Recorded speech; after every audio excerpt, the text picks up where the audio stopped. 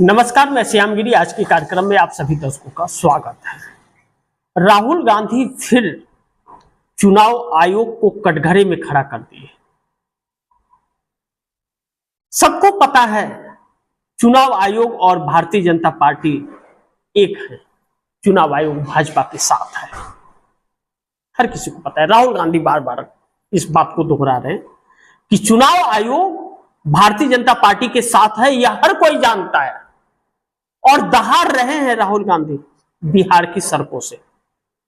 प्रियंका गांधी के शामिल होने के बाद यात्रा के अंदर, वोट मेरा अधिकार यात्रा के अंदर एक अलग जान आ गई और भी जोश लोगों में आ गया है और भी वोट मेरा अधिकार यात्रा और भी रंग लाता हुआ नजर आ रहा है। जन सैलाब, सड़कों पे पैर रखने की जगह नहीं, कई कई किलोमीटर तक। सरकार की नींद उड़ी हुई है, हाथ पांव फूले हुए हैं। जो नरेंद्र मोदी नए कानून के थ्रू और ऑपरेशन सिंदूर का गाथा लेकर के बिहार पहुंचे थे, बिहार में चेहरा दिखाने के लायक नहीं बचे हुए, भाग रहे हैं। कोई दिख नहीं रहा है। नेताओं को पब्लिक दौड़ा रही है एनडीए गठबंधन के। यह तस्वीर भी देश के सामने आई है कि एनडीए गठबंधन के नेताओं को जनता ने दौड़ा लिया सड़कों पर। सोशल मीडिया पे ट्रेंड कर रहा है यह चीजें। सोचिए, यह नौबत आ गई कि मंत्री अपना चेहरा छुपा करके भाग रहे हैं एनडीए के। ऐसा वक्त तो कभी नहीं आया था। और उसके बाद 225 के पार बिहार में कैसे नारा लग रहे हैं? इसी चुनाव आयोग के एसआईआर के वजह से राहुल गांधी ने साफ कर दिया कि एक वोट भी चोरी चुनाव आयोग को करने नहीं दूंगा। दम है तो करके दिखावे। महाराष्ट्र, हरियाणा और मध्य प्रदेश नहीं बनने दूंगा बिहार को। और यह एसआईआर के जरिए चुनाव आयोग के मकसद कामयाब नहीं होने दूंगा कि भारतीय जनता पार्टी को जिताने का जो काम कर रहा है। चोरी पकड़ी गई है। खौफ में संस्थाएं भी और मोदी भी है। लेकिन एक बड़ी महत्वपूर्ण चीज है कि आरएसएस ने दिल्ली में बुलाई बैठक एनडीए गठबंधन का। क्यों एनडीए गठबंधन की बैठक आरएसएस क्यों बुला रहा है? आरएसएस का बैठक दिल्ली के अंदर, और एनडीए गठबंधन के घटक दलों को, नेताओं को, नीतीश के दूत को, नायडू के दूत, चंद्रबाबू नायडू के दूत को, अनुप्रिया पटेल को, जीतन राम मांझी, चिराग पासवान, इन सबको क्यों बुलाया जा रहा है? क्या आरएसएस सरकार चला रहा है या आरएसएस इन सबको एकत्रित करके नरेंद्र मोदी को 17 सितंबर के पहले हटा करके किसी और को प्रधानमंत्री बनाना चाहता है? इसके लिए एनडीए की बैठक बना रहा है कि आप लोग साथ रहिए और मैं दूसरा प्रधानमंत्री नियुक्त करता हूं, निकाल फेंकता हूं नरेंद्र मोदी को। कहीं ऐसी बात तो नहीं है? आने वाला वक्त बताएगा। लेकिन नरेंद्र मोदी की चेहरे की हवाइयां उड़ गई हैं, इस बात से इंकार नहीं किया जा सकता। आरएसएस की बैठक से बहुत कुछ निकलने वाला है। यह तो तय है कि नरेंद्र मोदी को जाना है, या सरकार गिर जाए तब जाएंगे, वह समर्थन खींच ले, या तो आरएसएस उठा करके फेंक दे, या तो नरेंद्र मोदी खुद इस्तीफा दे दे। लेकिन नरेंद्र मोदी इतनी आसानी से इस्तीफा देने वाले नहीं है, यह बात सत्य है। लड़ाई, जंग तो अभी शुरू हुई है। पिक्चर तो बहुत बाकी है, बहुत कुछ तस्वीरें आएंगी जो इस देश के लिए एक नसीहत होगा आने वाले वक्त में। लेकिन नायडू के दूत को भेजा बुलावा आरएसएस ने कि आप बैठक में आइए। चंद्रबाबू नायडू भेजेंगे अपना दूत आरएसएस की बैठक में, क्योंकि चंद्रबाबू नायडू अब बहुत नाराज है नरेंद्र मोदी से। कि नरेंद्र मोदी ने जेल भेजने की नसीहत दी है, अलार्म दबाया था। और कहते हैं ना कि विनाश काले विपरीत बुद्धि, जब विनाश होना होता है तो बुद्धि भ्रष्ट हो जाती है। इस वक्त नरेंद्र मोदी की बुद्धि भ्रष्ट हो गई है और हड़बड़ाहट में गलत करते जा रहे हैं और गलती पे गलती करते जा रहे हैं। तो अब चंद्रबाबू नायडू अपने दूत को भेजते हैं नहीं भेजते यह वक्त बताएगा, लेकिन नीतीश जाएंगे आरएसएस की बैठक में? नीतीश तो खत्म है, उनकी पार्टी खत्म है। कई लोगों को अपने गोद में नरेंद्र मोदी ने बिठा लिया है, लेकिन उन लोगों को भी अब डर लग रहा है, लल्लन सिंह जैसे लोगों को भी अब यह डर लग रहा है कि बिहार में जो माहौल बन गया है अब वह चेहरा भी नहीं अपने कंस्टिट्यूएंसी के अंदर दिखा पाएंगे। ऐसे में जेडीयू के अंदर एक बड़ी टूट, नीतीश कुमार के कई सांसद, तकरीबन आधा दर्जन 6 सांसद कांग्रेस और आरजेडी के संपर्क में है, जो नरेंद्र मोदी के लिए शुभ संकेत नहीं है। और बचे जो नरेंद्र मोदी के साथ हैं वह नरेंद्र मोदी के साथ रहे तो उनका राजनीतिक करियर आने वाले वक्त के लिए भी खत्म हो जाएगा। और एक बार हार गए तो फिर दोबारा सत्ता का मुंह नहीं देख पाएंगे, यह जानते हैं। वह जीत का लड्डू नहीं खा पाएंगे सांसदी का। तो वह भी कहीं ना कहीं असमंजस में नरेंद्र मोदी का साथ छोड़ते हुए नजर आ रहे हैं। खत्म हो गए नीतीश कुमार, अचानक जग रहे हैं। जो नीतीश कुमार को खत्म करना चाहते थे सांसद और नेता मिलकर के जेडीयू के, जो मोदी के गोद में आके बैठ गए थे, वही अब नीतीश कुमार के नजदीक जाते हुए नजर आ रहे हैं। उसके बाद भी एक खौफ और डर उनके अंदर समाया हुआ है। लेकिन मोदी को हटाने की तैयारी में आरएसएस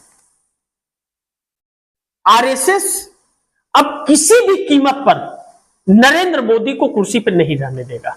वह उठा फेंकेगा, या सरकार गिरा करके उनको भगाना पड़े या उनको हटा करके सरकार बचा करके उनको भगाना पड़े, प्रधानमंत्री की कुर्सी से हटा करके।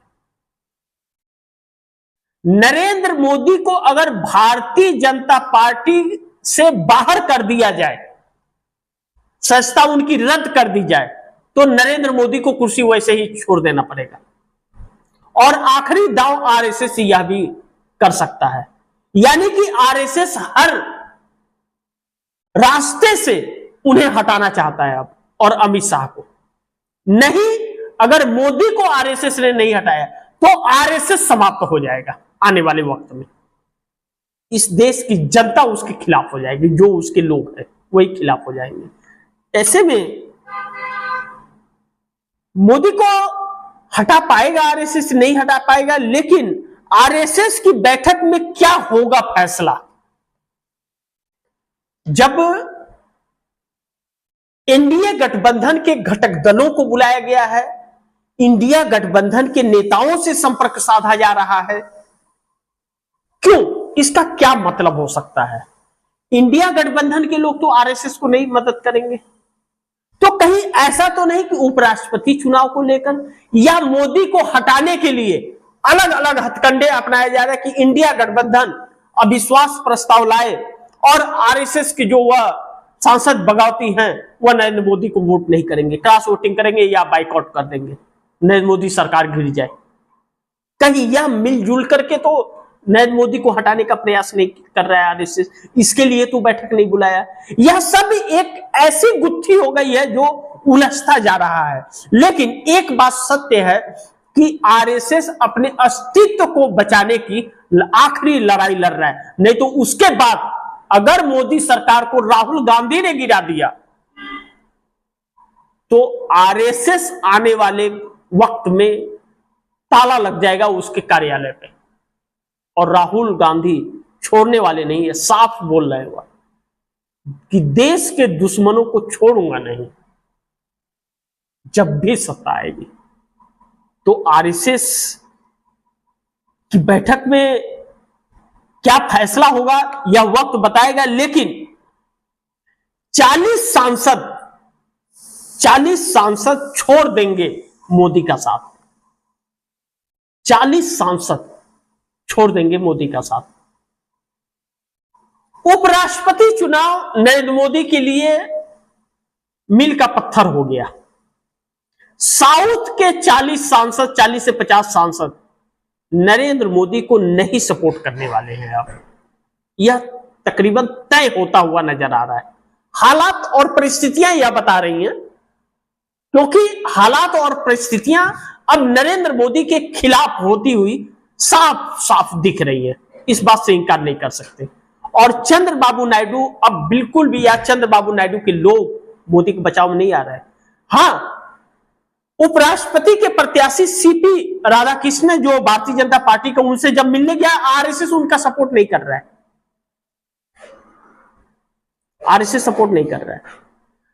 चंद्रबाबू नायडू मिलने गए तो यह चंद्रबाबू नायडू ने बयान दिया कि हम एनडीए गठबंधन के साथ हैं, हमारा सपोर्ट है एनडीए गठबंधन के प्रत्याशी का।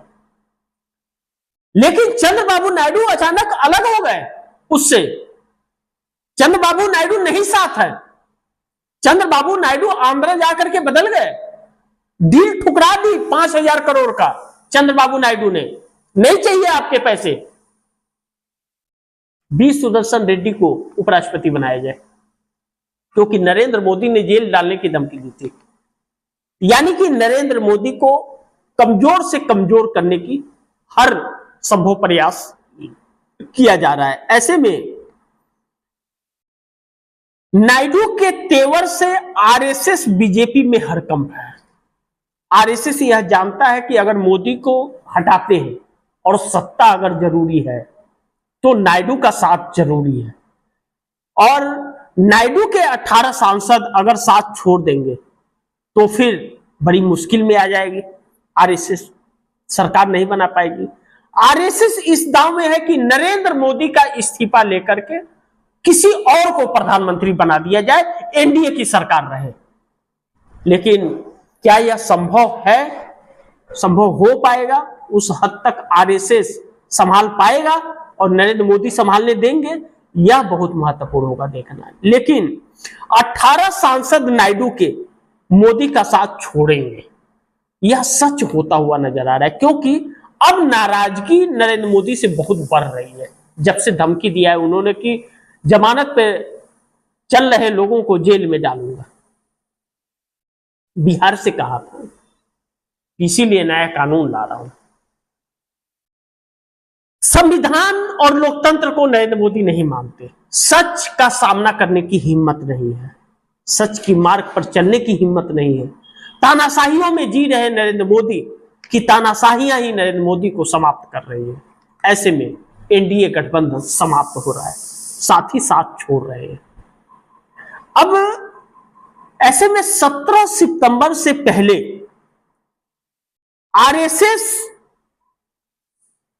मोदी को हटाएगा, यानी कि 17 सितंबर से पहले हटाए जाएंगे मोदी कुर्सी से। अब यह बात कहीं ना कहीं सच साबित होती हुई नजर आ रही है, क्योंकि आरएसएस का बैठक जो होगा, आरएसएस की बैठक में जो फैसले होंगे तुरंत उस पर अमल होने वाला है।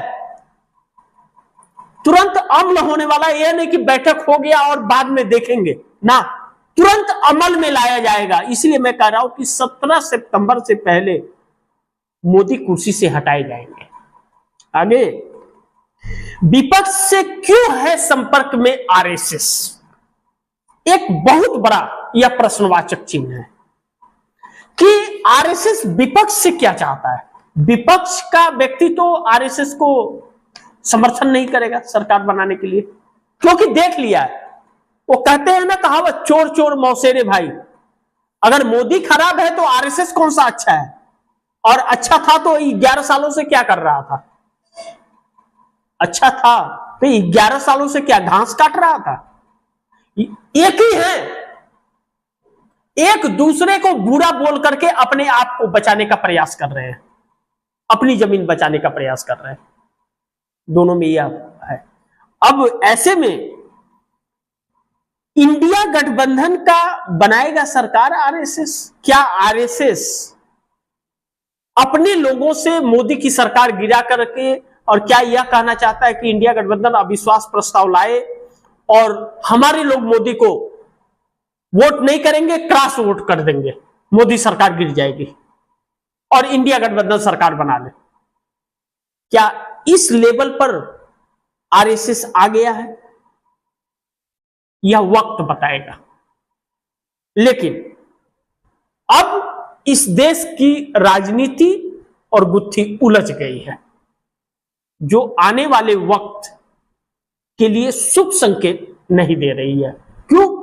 कि जनता जाग गई है और बिहार की सड़कों पर उतर गई है, और वही जनता देश के हर राज्यों में सड़कों पर उतरने के लिए तैयार बैठी है।